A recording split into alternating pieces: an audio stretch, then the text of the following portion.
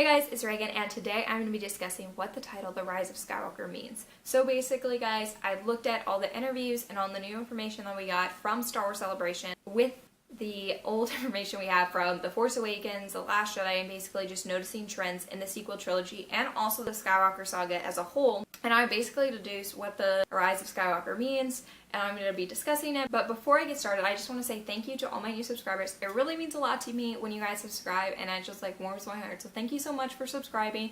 And if you haven't subscribed, make sure you subscribe because I'm going to be doing more episode 9 content. And my favorite thing to do is just analyze this new content. So please subscribe to catch more of my videos analyzing all the content we get coming up till episode 9. So guys, now let's get started.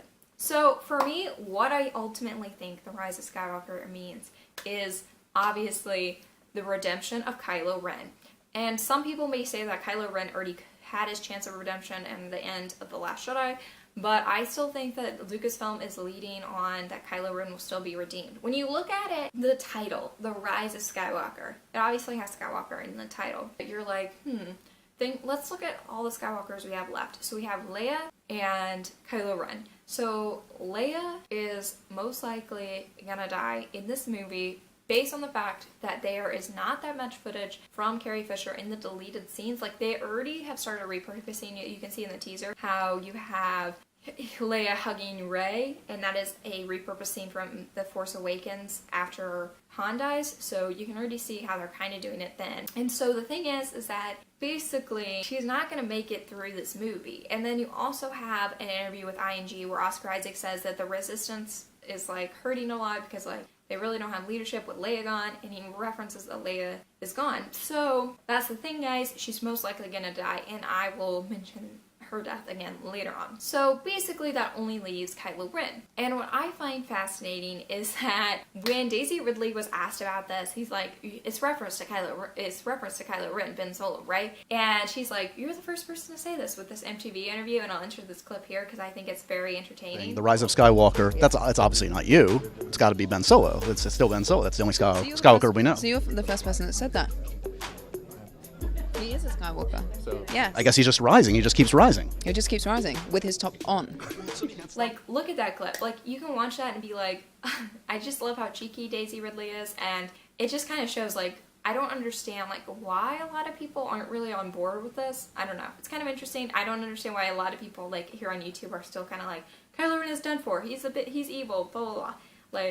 It's the Skywalker saga, and Kylo Ren is ultimately a Skywalker, and you had a Vader redemption, so it would make a lot of sense poetically to have another redemption at the end and this third act to fulfill the saga. It makes sense narratively to have another redemption at the finale, and this time maybe with someone surviving instead of dying. So, and how Kylo Ren is redeemed, obviously when Leia dies, I think that there will be a parallel to Attack of the Clones. I think there's going to be a couple parallels to Attack of the Clones in this film. And also, in that film, when Anakin is faced with Shmi's death, he turns more to the dark side. He kills all those Tusken Raiders. And I said this before, but I think that that will be another turning point for Kylo Ren. I think when his mother dies, I think he will turn more to the light because he will realize that power that he wanted and coveted, to be, the supreme leader at the end of The Last Jedi, where he says, let the past die. He basically wants to reform kind of the galaxy to how he wants it with Rey, but I think he's going to realize that there is not enough power that could save everyone.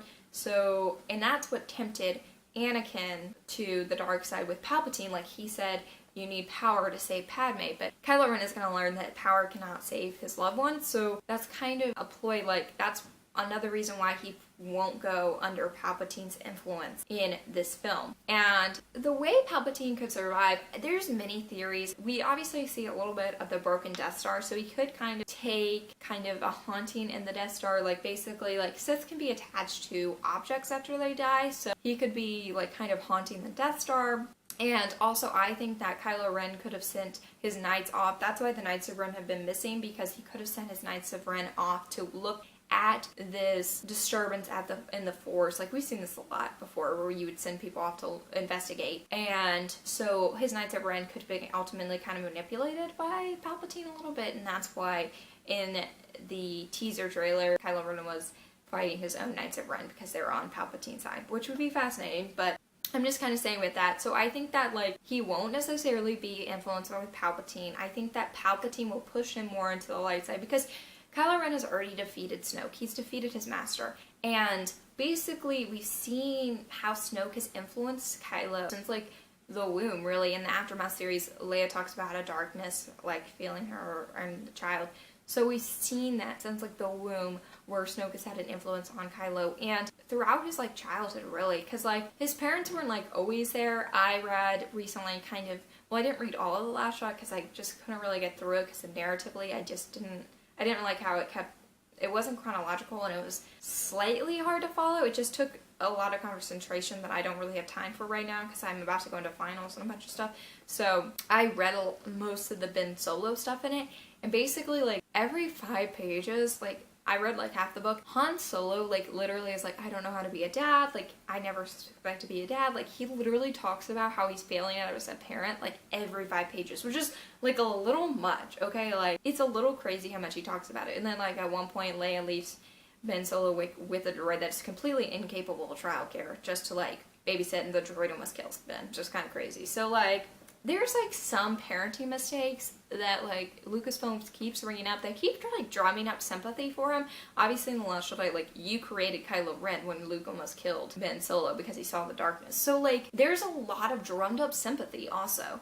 And also, like, another thing is, like, when you watch The Last Jedi and then you're like, oh, hope, and there's, like, a section where, like, Rey is like, oh, he's your only hope. And, like, then he's our lost hope. and, like, it kind of goes back, like, Ben is named after Obi-Wan, and, like, in A New Hope, help me, Obi-Wan Kenobi, you're my only hope. And what was fascinating is that Kathleen Kennedy said that the word to describe this script and this film is hope. So you're one of the few people that has read the entire script. Mm-hmm. Can you give me a word to sum it up?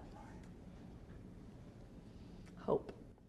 Hope. It's really, I think it just really insinuates Ben's redemption. And then at the end of the trailer, when they were revealing this Rise of Skywalker title, you have Kylo Ren's theme and major keys. So it's like, and it ends on a happy note. So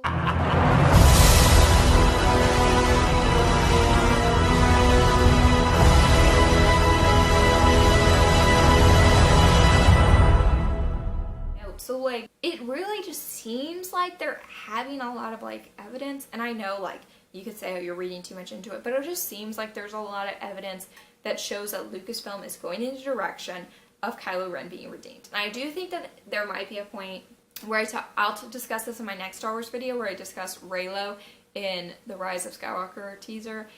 Because, and I also have to discuss this Daisy Ridley thing that's been going around. But I'll discuss that later in my next video. But I think that there's going to be a point where Kylo Ren seems like he has, like, an unlikely alliance at first with Rey and to defeat Palpatine, but I think at the end, in the 3rd act, is when really he's going to get redeemed. Finale, done, done, done, totally redeemed, and he will be Ben Solo again. So I really think Bendemption is in the cards for the Rise of Skywalker, and I really think that's what this means, based on, like, all this evidence that I've obviously found. I guess we'll see in December, guys, for sure, but that's just my take on what the Rise of Skywalker means. So, guys, if you like this video, please like it, and also please subscribe if you haven't already. I love it when you guys subscribe, and yeah, so thanks, guys, for watching, and bye-bye!